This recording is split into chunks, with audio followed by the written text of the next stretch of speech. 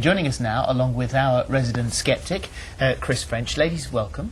Hello. Very nice to see you. We'll start first of all. Let's sort of work our way down and chat to each of you. Sally, we talked about these the secrets of the dead celebrities, and one of the stars that you've spoken to is Marilyn Monroe, and she has given you some quite revealing information. Yeah, she has over the years. The thing is that I don't see any difference between, if I can, contacting a celebrity or a star than contacting someone's gran or auntie. But if they give you information, I mean, as you say that she said that she wasn't murdered, it wasn't suicide. This was just an accident. I took too many Yeah, pills. that's right. Yeah, that's what she said to me. And is that why she spoke to you?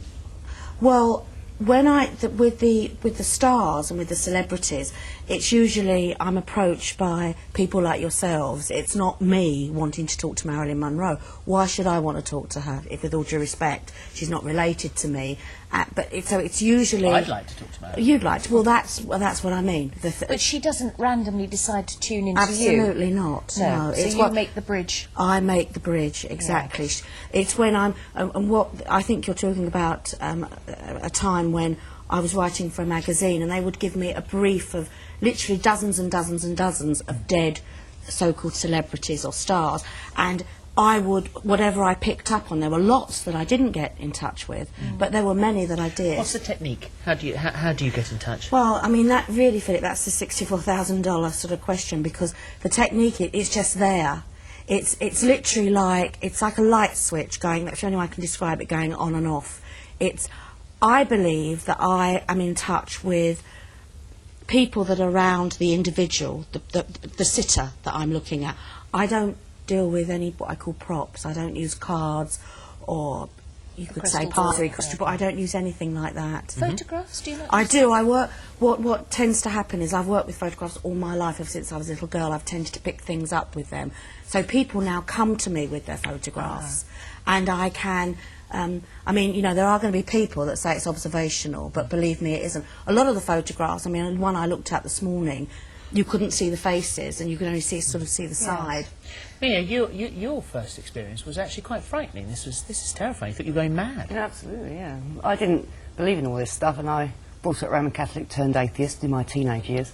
And when I was in my early 20s, I had 2 kids, husband, normal stuff, and I was cooking tea one afternoon, and the kids were fighting. Well, you know, you're more of a referee when they're young. So I sort of split them up, and I was standing there miles away watching the telly, and this man's voice, said, "Your toast is burning." So I shot into the kitchen, and the toast was on fire. I thought, God, I must smell the smoke and imagine the voice. Over the next sort of 6 weeks, this voice was going to have one-liners all the time. So I ended up not telling my friends, don't tell your mates you're hearing voices. I went to see a doctor, and he put me on medications, just said I was a young mum and stressed. And also, he's going to say, are you hearing voices? You go, yes. So I thought I was schizophrenic, but I went back after, say, 5 months because I was still hearing the voice. Because of the tablets, I wasn't scared so much. But I went to see a psychiatrist, psychologist. About 14 months, I think, I was pronounced sane but strange by the NHS. But for the next 8 months after that, I was still trying to get rid of it. It was a long time before I came to terms with it. Who is it? Yeah. No, it's my guy. I mean, it's just an old man, my guy. It's Eric. His name's Eric. But we all work differently, don't we, Mia? You know, he doesn't give me it, you know. Yeah. I'm very jealous of these people who work with guides and they get like a ticker tape information. No, I've never had that. I've had to work for myself. And you see auras, do you? I see auras, but when I started off by getting someone's eye contact, and then I'd sort of look off, and I'd see their eyes in my mind, and then sort of float. And daydream, for want of a better word, and then the information, you start getting random images that weren't relevant to me, they were relevant to that person. That's how it started. And what about you, Susie? We know that you use playing cards. Nothing mystical about them, just ordinary playing cards. I use lots of things. I mean, I work psychically, I plug in, but I think I've been doing this a long time, and it's important to keep yourself interested and stretched. So over the 20 years, I've sort of evolved the technique, and hopefully will keep evolving it. So it doesn't matter whether I'm looking at handwriting, astrology, colour, numerology. It's just a different route in. It's all pieces of the jigsaw to try and help someone, because I think one of the questions to be answered that hasn't been asked is, the whole point of being, we are not special. I think the gift we have is special. Who chooses to do this and to talk about it when we don't have a language for it yet? And but I also think it's the about three of helping you, people. The three of you are here to put yourselves to the test, and as we know, live television always makes things not work. And Chris will be here to say the reason it doesn't work is... Well, shall we see if it does work? Do you want to have a go? No, but I mean, of these techniques as well, and these ladies talking about their gifts, do you think it's a gift? I think that what's happening is that, as we've talked about before, there's a technique called cold reading, which is a technique that deliberate con artists can use in order to convince complete strangers that they know all about them. It's a very effective technique, and I train all my students in it so that when they get the degrees and can't get jobs, they've got something to fall back on. But I'm absolutely not saying that these people are deliberate frauds. We have IQ, which is understanding. We have EQ, which is emotional intelligence. So I know I do this job. EQ is how do I feel about this job.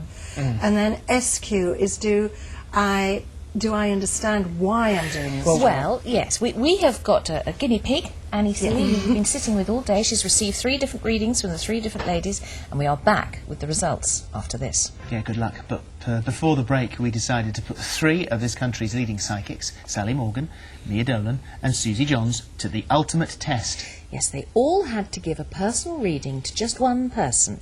It's This Morning viewer Annie Seeley, who says that she's open-minded and spiritual, but still on the fence. Yeah, I'm a nutritionist, so I've got a scientific degree, and in all the readings I didn't give anything away, I would say. Right, well, let's go straight to the reading. Now, your first one was with Sally. Let's have a little look. You've brought along some photographs, which is lovely. I'm going to turn them over now. This lady here, she's quite concerned about you at the moment as well. So all her thoughts at the moment are really family orientated. Got a daughter. You've got a daughter, there'll be another one. Oh, brilliant. I'm talking about a week ago when this was discussed, okay? And because I've blown a light, I do that on every set. I'm really sorry. Did you choose which one you were going to do? That happens. We've got it on most programmes. We have that on. So I'm really sorry about that. Music. A billion for that. Right, so the photograph you were looking at, I'd have said looking at that picture, that's your mum and your baby daughter. Who was it in that picture? Oh, it's my foster mum. I was fostered when I was younger. Right. So that's something Sally wouldn't have known.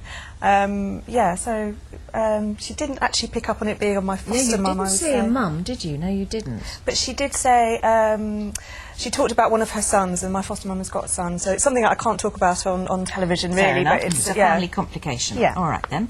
So she did pick up that you were a mum and you had a daughter. She then said in the last few days you've been talking about having another baby. Yes, I've got a 6-month-old daughter. She picked up on me being a mum straight away, and then she picked up on the photograph of my husband being my partner, which I guess you know could be. It's You quite would easy bring to somebody pick up. significant. You wouldn't bring a picture of your dentist. No, I wouldn't. I thought about it, but I decided not to. And she picked up on quite a few things around Andy. And had you really been talking about having a baby just in the last few days? Yes. Yeah, she said about 8 to 9 days ago, and I worked out that was Bank Holiday Monday, and it has come up in conversation recently. So we shall see, because she's saying I'm going to have one sooner than I would plan, really, so we shall see. Someone called Nick will play an important role in your husband's life. That's future, so I'll have to come back to you and let you know on that one. Okay. What were your overall thoughts when this was going on? Some things in all the readings were accurate, and some things kind of missed the mark, and some of it could be, you know, something that could happen in the future, I guess.